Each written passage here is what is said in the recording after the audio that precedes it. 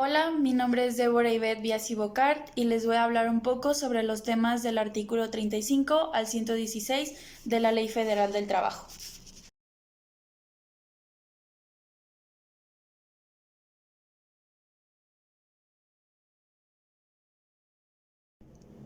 Relaciones de trabajo y modalidades. La contratación de un empleado puede ser de distintas maneras, para una sola ocasión, por temporadas o por un tiempo indeterminado. Estas pueden o no estar sujetas a capacitación inicial. En dado caso de que no se estipulan acuerdos previos a la contratación, esta podrá ser por un tiempo indeterminado. Modalidades. 1. Contratos por obra. Es la naturaleza jurídica. Sabemos cuándo inicia, pero no sabemos cuándo termina. Se detalla con precisión lo que se va a hacer, herramientas y materiales que se vayan a utilizar. 2. Contratos por temporada. Tiene que ver con determinados periodos de tiempo cronológicos, por ejemplo, estacionales, productivas y mercadológicas. 3. Contratos de explotación o por inversión de capital. Por inversión, exploramos mientras dure el dinero. Por explotación, excavación, empiezan hasta que se acaban los recursos. 4. Contratos por tiempo determinado. Sabe cuándo empieza y cuándo termina. 5. Contratos a prueba. Es un contrato inicial, solo se determina cuando la relación de trabajo va a iniciar. Siempre se va a dar sobre oficios de los cuales se va a comprobar su especialización. Pueden durar un mes o hasta 6 meses y debe ser por escrito a fuerzas. 7. Contrato por tiempo indeterminado. Por regla general, todos los contratos deben de ser por contrato indeterminado, aquellos a los cuales yo conozco la fecha en que se iniciará, mas no cuándo van a terminar. Se necesitan algunas condiciones especiales para terminar, por mutuo consentimiento, muerte del trabajador, terminación de la obra o de inversión de capital.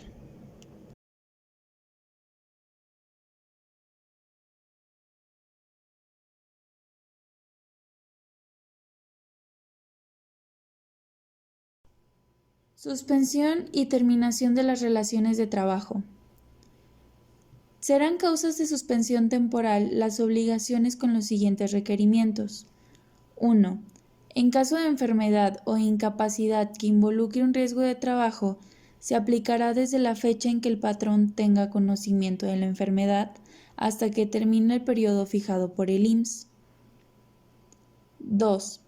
Prisión preventiva o arresto del trabajador. Desde el momento en que el trabajador esté a disposición de la autoridad judicial hasta la fecha en la que se determine o absuelva su imputación. 3. El cumplimiento de los servicios y la designación de los trabajadores ante la Comisión Nacional de Salarios Mínimos u otras semejantes, esta se hará desde la fecha en que se presenten los servicios hasta por un periodo de 6 años. 4. En el caso de la falta de documento por parte del trabajador, esta se hará desde la fecha en que el patrón tenga conocimiento de lo sucedido hasta por un periodo de 2 meses. Rescisión de las relaciones de trabajo. Serán causas para una rescisión de una relación laboral para el patrón el engañar, incurrir al trabajador, provocar al trabajador, cometer actos inmorales, tener más de 3 faltas, desobedecer en el trabajo, concurrir al trabajador y negarse. Causas para una rescisión laboral para el trabajador. Son el exigir la realización de manera grave, existencia de peligro, sufrir perjuicios, no recibir el salario, incurrir al patrón o familiares.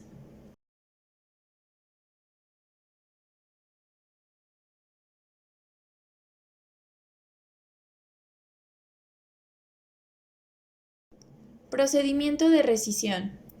Se deberá dar aviso por escrito al trabajador en el que se explique claramente las conductas o motivos que se le imputan, así como la fecha en que se cometieron.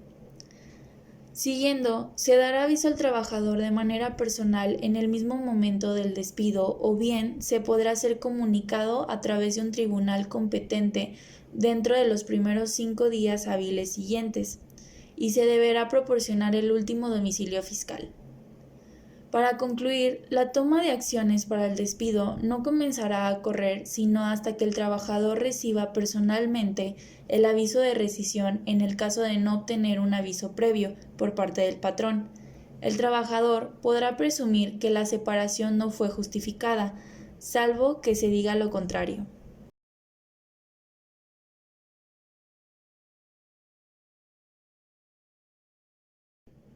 Indemnización por no reinstalación. Se toma en cuenta el ingreso y el despido. En este caso, el ingreso es el 5 de marzo del 2009 y el despido es el 17 de septiembre del 2019. Para poder sacarlo, se multiplican los años por los 20 días por cada uno de los años siguientes que hubiese prestado su servicio. Y su resultado lo multiplicamos por el salario diario, que en este caso el salario diario son 1,020 pesos. Esto nos da como resultado la indemnización por no reinstalación. Pero como el trabajador estuvo más de un año en la empresa, sacamos su indemnización constitucional. Esta equivale a 3 meses de trabajo, por lo que el salario se multiplica por 90, dándonos el resultado, la indemnización constitucional.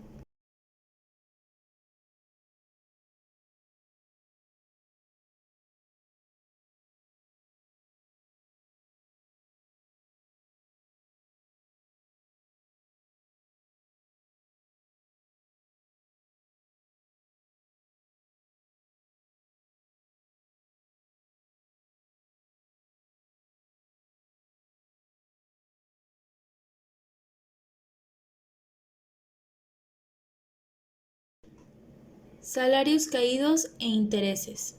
Se multiplica el salario diario, que son 814 pesos, por 365 días del año y su resultado son los salarios caídos. Para sacar el interés lo multiplicamos el salario diario por 30, que son equivalentes a un mes. Su resultado se multiplica por 15, ya que se le paga quincenalmente, y siguiendo lo multiplicamos por el 2% capitalizable de los salarios caídos. Para dar finalización con el resultado, se multiplica por los meses que restan de lo que duró el juicio, dándonos así el interés.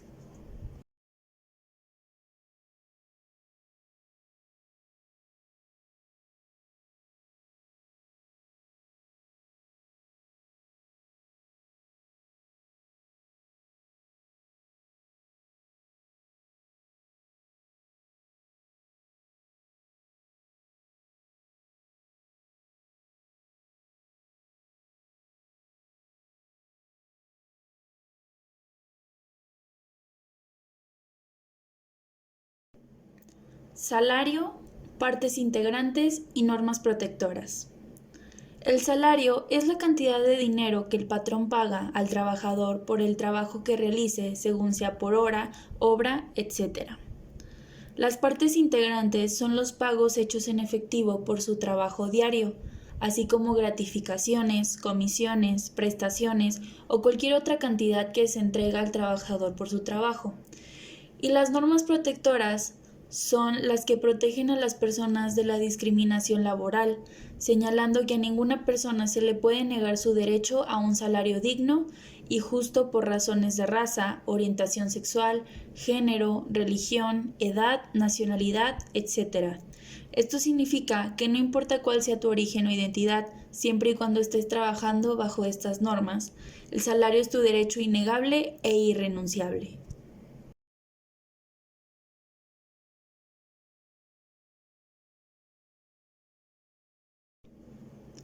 Tipos de salarios.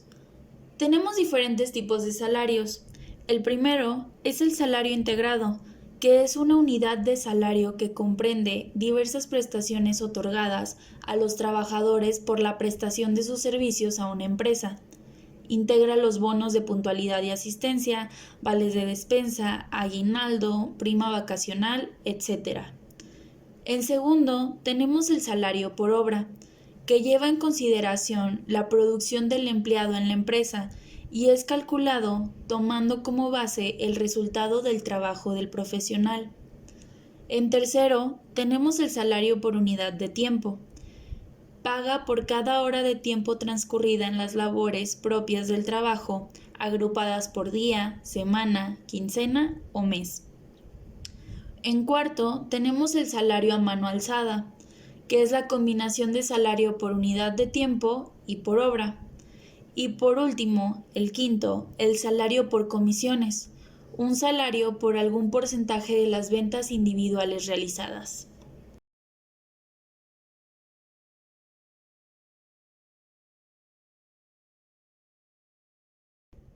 Salario mínimo y salario mínimo profesional.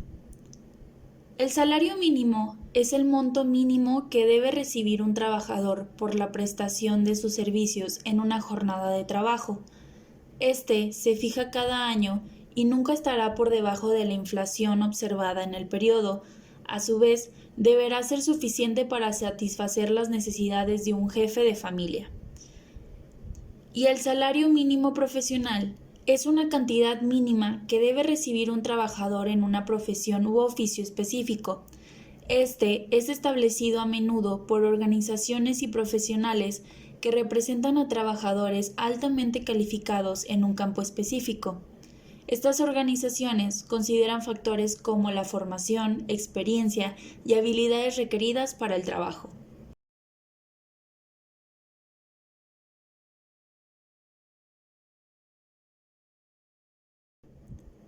Aguinaldo es el derecho de los trabajadores a recibir una retribución equivalente a un mínimo de 15 días de salario, que a su vez corresponden a un año laborado.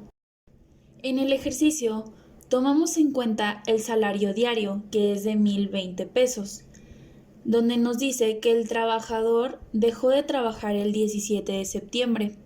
Para poder sacar el aguinaldo, tenemos que buscar el 17 de septiembre en el calendario, que nos da un total de 260 días. Estos 260 días se multiplican por 15, donde lo dividimos por 365, que vienen siendo los días del año, dándonos un resultado de 10,68. Este 10,68 se multiplica por el salario diario para poder sacar la cantidad de 10,898,63 pesos, que es el aguinaldo que se le pagará al trabajador.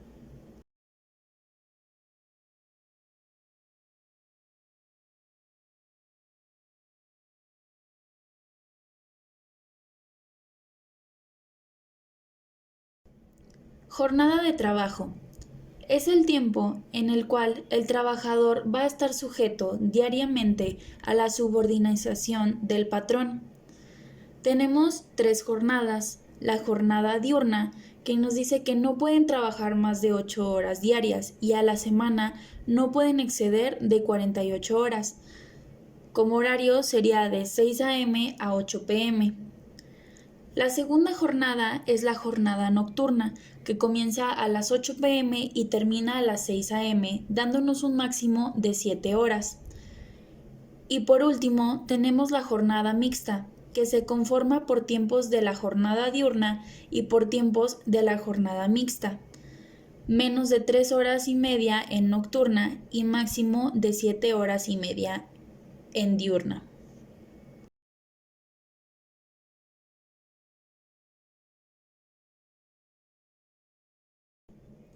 Tiempo extra y excedente. El tiempo extraordinario por emergencia es cuando el patrón pide a su empleado que alargue su jornada laboral hasta que un riesgo o incidente que ha tenido lugar en la empresa se solucione. Por otro lado, tenemos el tiempo extraordinario y excedente, que son aquellas horas trabajadas fuera del horario estipulado en el contrato y que exceden el límite fijado para cada tipo de jornada. Para poder resolver el ejercicio, tenemos que el trabajador trabajó 12 horas extras. Esto, para poder sacar el tiempo extra, tenemos que tomar como dato el salario por hora, que son 101,75 pesos. Esto se multiplica por 2 y su resultado lo multiplicamos por 9, que son las horas extras, dándonos un resultado de 407 pesos. Y para poder sacar el tiempo excedente, tomamos el salario por hora multiplicándolo por 3, donde su resultado se multiplica por 15, dándonos un resultado de 4.578.75 pesos.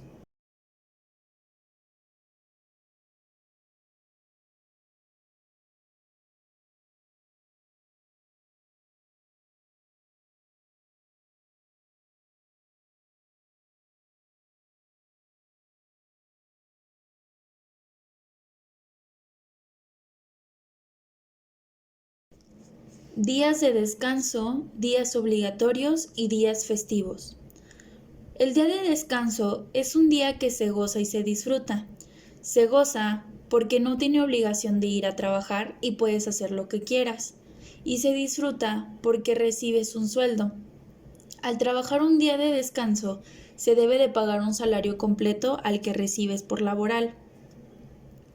Los días obligatorios son aquel que está determinado y fijado por la ley. Son los días que la empresa manda descansar a sus trabajadores debido a que se celebra algún momento memorable. Y los días festivos, si se trabaja en días festivos, se pagará un salario doble. Estos, al igual, son días donde se celebra algún momento memorable.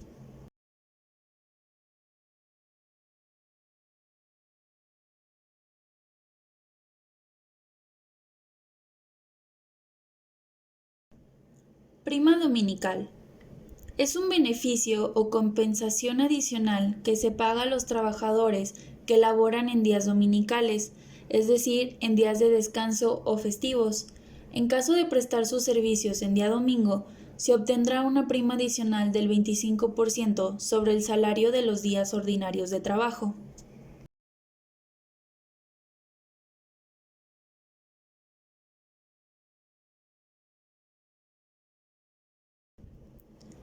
Vacaciones y prima vacacional. Las personas que lleven más de un año trabajando tendrán derecho a 12 días de descanso, donde es un tiempo de reposo, de descanso, donde los trabajadores recuperan las fuerzas, gozan y disfrutan. Sus criterios es que se paga proporcional a la antigüedad y tendrán derecho a un 25% sobre el salario que les corresponde. Para resolver este ejercicio, como datos tenemos el ingreso y el despido, donde se desglosan los años trabajados para poder proporcionarnos el resultado de los días de vacaciones. Este resultado se realiza una regla de 3 para que nos den los 14.07. Para poder desglosar el costo que se va a pagar de vacaciones de los años del 2016 al 2017, con el salario diario se multiplica por los 14 días de descanso, dándonos su resultado. Ese resultado se multiplica por el 0.25% y ese vendría siendo el resultado de su prima vacacional. Con esto se realiza el mismo procedimiento para sacar de los resultados del año del 2017 al 2018.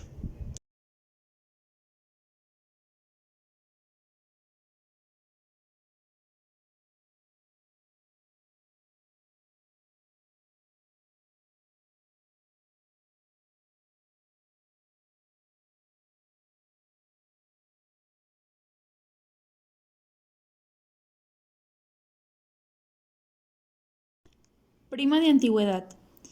Como datos tenemos que trabajó 10 años, 6 meses, 12 días. El salario mínimo es de 414.82 pesos y nos dice que se paga 12 días por año trabajado. Entonces, para sacar la prima de antigüedad se multiplican los años por los días por año trabajado, que nos da un resultado de 120. Esos 120 se le multiplican al salario mínimo, dándonos como resultado 49.778.4 pesos.